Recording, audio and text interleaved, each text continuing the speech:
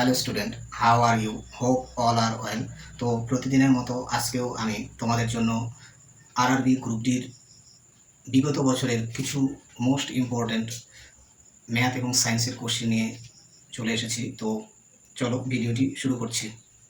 তো প্রথম কোশ্চেন, যদি এবিসিডি একটি রম্বস যাতে এসিবি 50 ডিগ্রি হয়, তো বিডিসির মান কত হবে? তো ফার্স্ট কোশ্চেন 15 নম্বর। তো এগুলো আমি ইউনিক টাইপের ম্যাথ যেগুলো ইম্পর্টেন্ট এবারের জন্য সেগুলি আলোচনা করছি। তো একটি রম্বস, তো রম্বসের প্রতিটি সাইড কি হয়? সমান হয়। তো মনে করো এটা হচ্ছে এ বি সি ডি। এই রম্বসে বলা আছে এসিবি, এসিবি এই অ্যাঙ্গেলটা হচ্ছে, এই অ্যাঙ্গেলটা বলা আছে 50 ডিগ্রি, এটা 50 ডিগ্রি। আর হচ্ছে বিডিসি বের করতে হবে, বিডিসি, তাহলে এই অ্যাঙ্গেলটা বের করতে হবে। তো বিডিসি এইটা বের করতে হবে, ঠিক আছে? তো আমরা এক্ষেত্রে জানি রম্বসের প্রতিটি সাইড সমান হয়, আর রম্বসের হচ্ছে কর্ণগুলো কি করে? পরস্পরকে সমকোণে সমাদ্বিখণ্ডিত করে, অর্থাৎ রম্বসের কর্ণগুলো পরস্পরকে সমকোণে সমাদ্বিখণ্ডিত করে। তো এই কোণটা 90 ডিগ্রি হবে, ঠিক আছে? এই কোণটা 90 ডিগ্রি হবে। আচ্ছা, এবার এই কোণটা আমাদের বের করতে হবে। তাহলে এক্ষেত্রে দেখো আমাদের এটা 50 ডিগ্রি, আর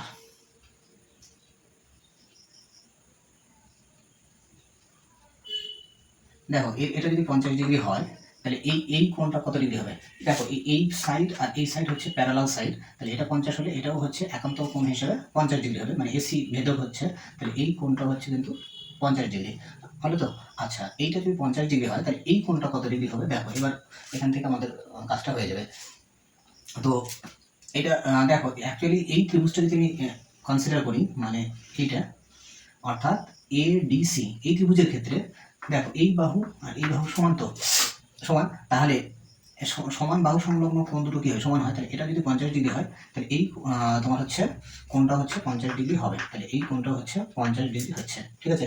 তাহলে এইবার এই ত্রিভুজের ক্ষেত্রে এই ত্রিভুজ মানে এটা মনে করো সাপোজ ও নাম দিলাম, তাহলে ডি ও সি এই ত্রিভুজের ক্ষেত্রে এই কোণটা 50 ডিগ্রি, এটা হচ্ছে 90 ডিগ্রি। তাহলে এই কোণটা কত ডিগ্রি হবে? এই কোণটা দেখো একটা এই ত্রিভুজটা অ্যাকচুয়ালি সমকোণী ত্রিভুজ হচ্ছে, মানে ডি ও সি। তাহলে এই কোণটা 90 ডিগ্রি হলে এই দুটোর যোগফল হচ্ছে 90 ডিগ্রি হবে। তাহলে এক্ষেত্রে আমাদের এই কোণটা কিন্তু 90 থেকে এই সূক্ষ্ম কোণটা মাইনাস করতে লাগে। তাহলে এই কোণটার মান কত হবে? 90 মাইনাস হচ্ছে 50 ডিগ্রি। তাহলে 90 মাইনাস 50 ডিগ্রি 40। তাহলে এই কোণটার মান হচ্ছে 40 ডিগ্রি, ঠিক আছে?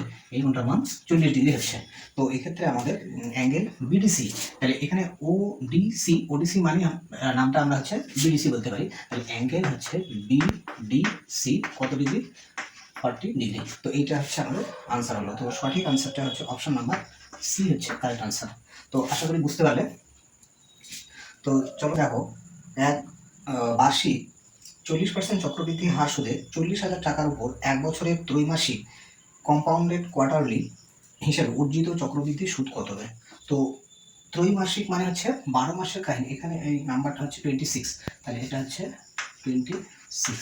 এটা একটা ইম্পর্টেন্ট টাইপের অঙ্ক। দেখো একটু শর্ট ট্রিকের মাধ্যমে করাবো। 40% দেখো 12 মাস, তাই তো?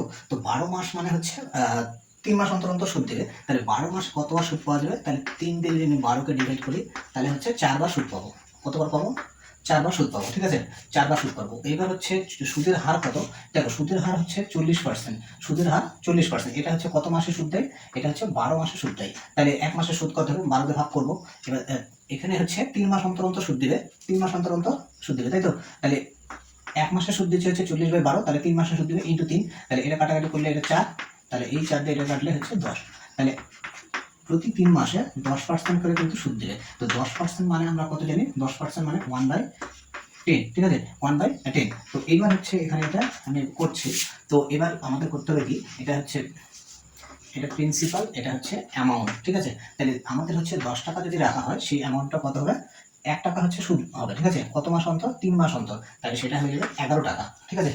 10 আর 1 যোগ করে 11। এবার এখানে দেখো 1 বছরে হচ্ছে কতবার সুদ পাওয়া যাচ্ছে? 4বার সুদ পাওয়া যাচ্ছে। তাহলে এক্ষেত্রে আমরা করবো কি, এটা এখান থেকে যতবার সুদ পাওয়া যাবে পাওয়ার তত করে দেবো। তাহলে 10-এর পাওয়ার হচ্ছে 4 হবে এটা, আর এখানে হচ্ছে 11-এর পাওয়ার 4 হবে, ঠিক আছে? তো এটা হচ্ছে 10-এর পাওয়ার 4 কত হবে? একের পরে 4টা জিরো, আর 11 পাওয়ার হচ্ছে 4 করলে কত হয়, 11 স্কোয়ার হচ্ছে 121, আবার তাকে হচ্ছে 121 দিয়ে গুণ করতে হবে, তাহলে 121, ঠিক আছে। তো এটা আমি গুণ করে নিচ্ছি, তাহলে গুণ করলে 121, আর এটা হচ্ছে 2, এটা হচ্ছে 4, আর 2 আর এটা হচ্ছে, এটা কাটা, আর হচ্ছে এটা 1 2 1, তাহলে এটা কত হলো 1, এটা হচ্ছে 4, আর এটা হচ্ছে 4 2 6, আর এটা হচ্ছে 4, এটা 1, তাহলে এই রেজাল্টটা কত হলো, এটা কিন্তু হলো আমাদের 14641, ঠিক আছে, 14641। তো এটা কিন্তু, হ্যাঁ এটা আলাদা। তো এইটা হলো, এবার হচ্ছে তাহলে দেখো আমাদের হচ্ছে প্রিন্সিপাল এটা ছিল, প্রিন্সিপাল এত টাকা, তার এই অ্যামাউন্টটা কত হচ্ছে এত টাকা, তাহলে এখান থেকে এটা কত বাড়ছে, এখান থেকে এটা বাড়ছে কত, দেখো বাড়ছে যে অ্যামাউন্টটা বাড়বে, তাহলে 10,000, আর এখানে হচ্ছে 14,641, তাহলে আমাদের কত বাড়ছে 4,641, তাহলে 4,641, 4,641 এই টাকা হচ্ছে আমাদের সুদ হচ্ছে, ঠিক আছে। তাহলে এবার আমাদের হচ্ছে প্রিন্সিপাল কত টাকা ছিল, তাহলে প্রিন্সিপাল ছিল এটা, তো দেখো তো আমাদের হচ্ছে প্রিন্সিপাল ছিল 40,000 টাকা, ঠিক আছে, তাহলে 40,000 টাকা, ঠিক আছে। এইটা হচ্ছে কার মান, 10,000-এর মান। 10, দেখো আমার পরিকাঠামো একটু অনুন্নত হওয়ার কারণে আমি একটু শর্টে করছি, তাহলে এই 40,000-এর মানটা কত, মানে 10,000 মানে হচ্ছে 40,000, তাহলে একের মান কত হবে, বাই হচ্ছে 10,000 হবে, ঠিক আছে। এইটা হলো একের মান, এটা 1 ইউনিটের মান, ঠিক আছে। এবার আমাদের হচ্ছে চক্রবৃদ্ধি সুদ কত, 4,600, এটা তাহলে ইন্টু হচ্ছে 4,641, তাহলে 4,641, ঠিক আছে। এইটা তাহলে এখান থেকে 4টা জিরো ক্যান্সেল হয়ে গেল, তাহলে এটা থাকলো 4/1, মানে 4 দিয়ে এটাকে গুণ করে যেটা হবে সেটাই। তাহলে এক্ষেত্রে গুণ করার আগে ইউনিট ডিজিট হচ্ছে 4 হচ্ছে, ঠিক আছে। তো সবগুলোতে 4 আছে, গোটা ক্যালকুলেশনই করতে লাগবে 4, আর হচ্ছে 16 হাতে থাকলো 1, আর হচ্ছে 424, আর 1 হচ্ছে 25, আর থাকলো 2, 4 16, 17 18, তাহলে 18,564 হলো আমাদের, 18,564। তাহলে এক্ষেত্রে আমাদের অপশন নাম্বার এ কিন্তু কারেক্ট হচ্ছে 18,564, তাহলে এ হচ্ছে এ নাম্বার অপশনটা কিন্তু কারেক্ট হচ্ছে, ঠিক আছে। তো এইভাবে আমরা কিন্তু চক্রবৃদ্ধি সুদের যে অঙ্কগুলো শর্টকাট পদ্ধতিতে করতে পারবো। তো আশা করি তোমরা বুঝতে পারলে ভিডিওটি। তো তোমাদের কাছে আমি একটা কথা বলতে চাই, তো ভিডিওগুলো যদি তোমাদের ভালো লাগে, পরীক্ষার উপযোগী মনে হয়, তাহলে ভিডিওগুলোতে লাইক করো এবং তোমাদের পরিচিত বন্ধু বান্ধবদের মাঝে ভিডিওটি শেয়ার করো।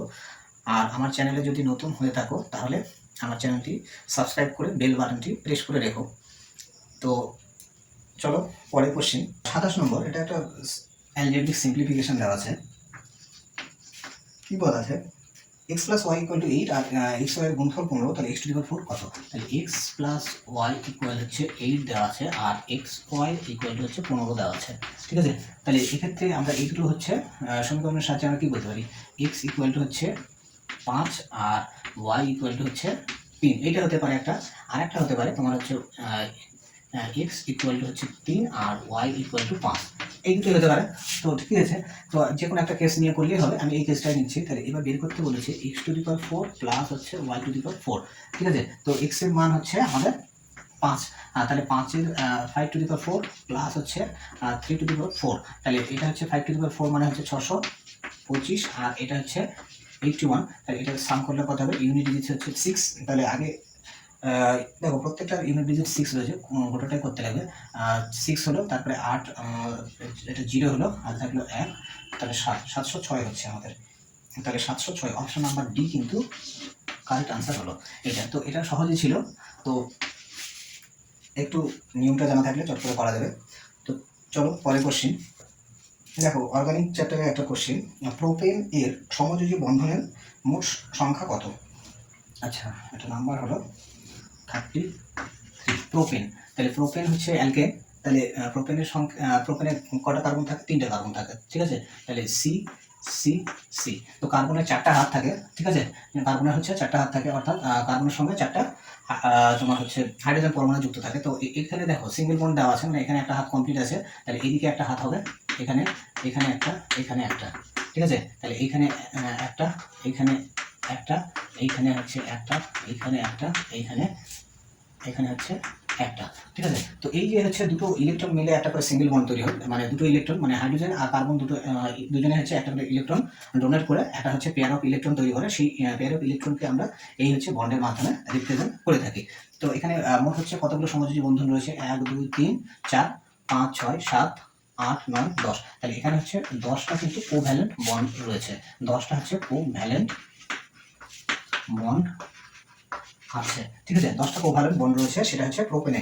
তো এখানে তাহলে আমাদের সঠিক আনসারটা হচ্ছে কিন্তু অপশন নাম্বার এ, ঠিক আছে। তো এক্ষেত্রে তোমাদের আমি আরেকটা জিনিস বলে দিই, মানে এখানে এটা অ্যালকেন, তো অ্যালকেন হচ্ছে জেনারেল একটা ফর্মুলা রয়েছে CnH2n প্লাস 2। এন কি, এন এর মান হচ্ছে, এন হচ্ছে 1 হতে পারে বা 1 1 2 3 এগুলো হয়, ঠিক আছে। এটা হচ্ছে অ্যালকেনের জেনারেল ফর্মুলা। তো প্রোপেনের ক্ষেত্রে এন এর মান এখানে 3 হয়ে যাবে, তো এন এর মান 3 বসিয়ে দিলে কত হচ্ছে C3H হচ্ছে 6 8 হচ্ছে, মানে C3H8, এটা হচ্ছে প্রোপেনের হচ্ছে সমীকরণ, সমীকরণ বলছি সংকেত, ঠিক আছে। তো মনে রাখো। তো চলো ভিডিওগুলোতে তোমরা লাইক শেয়ার করো, তাহলে মোটিভেশন পাওয়া যায়। তো এটাই। তো দেখো পরবর্তী 6। তো এখানে বলা আছে গ্রুপ এ তে 20 জন, গ্রুপ বি তে 32 জন, গ্রুপ সি তে হচ্ছে 28 জন সদস্য রয়েছে। এ বি সি প্রতি সদস্যের গড় খরচ যথাক্রমে 120 125 এবং 100 টাকা। মাথা প্রতি সদস্য পিছু মোট গড় খরচের পরিমাণ কত? তাহলে অ্যাভারেজ গড় আমাদের বের করতে হবে। তো অ্যাভারেজ গড় কীভাবে বের করবো? তাহলে প্রত্যেকটা গ্রুপের হচ্ছে সদস্যের গড় খরচ কত, তাহলে আমাদের হচ্ছে টোটাল হচ্ছে এ গ্রুপ আর বি গ্রুপ মিলে মোট জনসংখ্যা কত।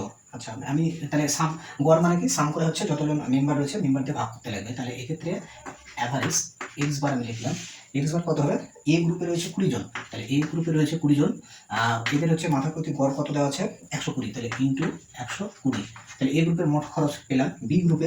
বি গ্রুপে হচ্ছে সদস্য রয়েছে 32, গড় খরচ কত, গড় খরচ দেওয়া আছে 125 1 2 5। আর সি গ্রুপের কতজন রয়েছে, সি গ্রুপে রয়েছে আমাদের হচ্ছে 28 জন মেম্বার, তো এদের গড় খরচ কত, গড় খরচ 100, তাহলে 100। তাহলে এবার হচ্ছে নিচে কি হবে, আর এই যে সদস্য সংখ্যা এগুলো হচ্ছে সাম করতে লাগবে, এটা এটা এটা। তাহলে এখানে হচ্ছে আমি একবারে করছি। তো 20, এদিকে 32 28, 32 28 60, 60 আর হচ্ছে 20 70 80, তাহলে নিচে সাম করলে 80 হচ্ছে, মানে এগুলো 20 32 28 হলো।